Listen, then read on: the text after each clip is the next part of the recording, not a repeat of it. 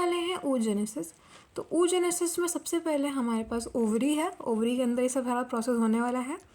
Ovary की जो lining होती है अंदर वाली, उसे हम कहते हैं प्रॉक्सिमल जर्माइनल एपिथेलियम। इन्हीं में से कुछ सेल्स होती हैं जो कि डिवाइड करने की कैपेबिलिटी रखती हैं या तैयार होती है डिवीजन के लिए, हम कहते हैं ओगोनिया। ये जो ओगोनिया है ये माइटोसिस करके डिफ्रेंशिएट करती हैं, बनाती हैं प्राइमरी oocyte। प्राइमरी oocyte पहला मियोसिस डिवीजन शुरू करता है और पहले ही मियोसिस डिवीजन के मियोसिस 1 के प्रोफेज 1 के डिप्लोटीन स्टेज पे अरेस्ट हो जाता है। अरेस्ट होना मतलब वो आगे उसमें मियोसिस होगी ही नहीं, वो वहीं पर रुका रहेगा। और कब तक रुका रहेगा? जब तक उस बेबी में, अच्छा वैसे अभी तक जो कहानी हो रही है वो एक फीटस में हो रही है, बिल्कुल एम्ब्रियोनल स्टेज में हो रही है एक बेबी की, जब उसमें ओवरी डेवलप हो चुकी है तब। अब जैसे ही ये प्राइमरी स्पर्मेटोसाइट मियोसिस 1 के प्रोफेज 1 के डिप्लोटीन स्टेज पर अरेस्ट रहता है, फिर जैसे ही फीमेल की प्यूबर्टी हिट करती है, यहाँ से मियोसिस 1 कंप्लीट होता है। मियोसिस 1 जैसे ही कंप्लीट होता है, एक सेकेंडरी oocyte जो कि हैप्लॉइड होगा, क्योंकि जो पहला मियोसिस होता है वो हमारा रिडक्शनल डिवीजन होता है, तो यहाँ पे एक हैप्लॉइड सेकेंडरी oocyte मिलता है।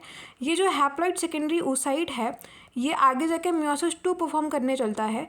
मियोसिस 2 के मेटाफेज 2 स्टेज में ये वापस से अरेस्ट हो जाता है।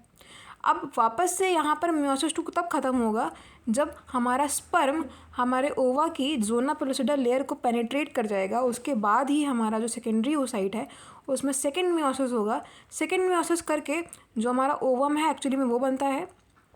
और इन दोनों ही केसेस में यहाँ पर एक प्राइमरी और सेकेंडरी पोलर बॉडी भी बनती है। सेकेंडरी oocyte के अलावा यहाँ पे एक फर्स्ट पोलर बॉडी बनती है जो कि आपको यहाँ पर दिख रही होगी। और यहाँ जब सेकेंडरी oocyte का मियोसिस 2 कंप्लीट हुआ है तो यहाँ पर एक सेकेंड पोलर बॉडी बनती है जो आपको दिख रही होगी। यहाँ पे साइटोप्लाज्म इक्वेशनली डिवाइड नहीं करता है, जिस वजह से ये जो सेकेंडरी और प्राइमरी पोलर बॉडीज़ बने हैं ये आगे जाके डिजनरेट होते हैं या फिर इनका कोई फंक्शन है ये हमें नहीं पता। तो स्पर्मेटोजेनेसिस और oogenesis में जो मेन फ़र्क है, या अगर हम कुछ डिफरेंसेस की बात करें तो सबसे बड़ा फ़र्क यही है कि मेल्स में जो स्पर्मेटोजेनेसिस है वो प्यूबर्टी के बाद हिट करता है, जबकि फीमेल्स में ये एम्ब्रियोनल स्टेज या फिर हम कहें तो फीटल स्टेज से ही चालू होता है। धन्यवाद।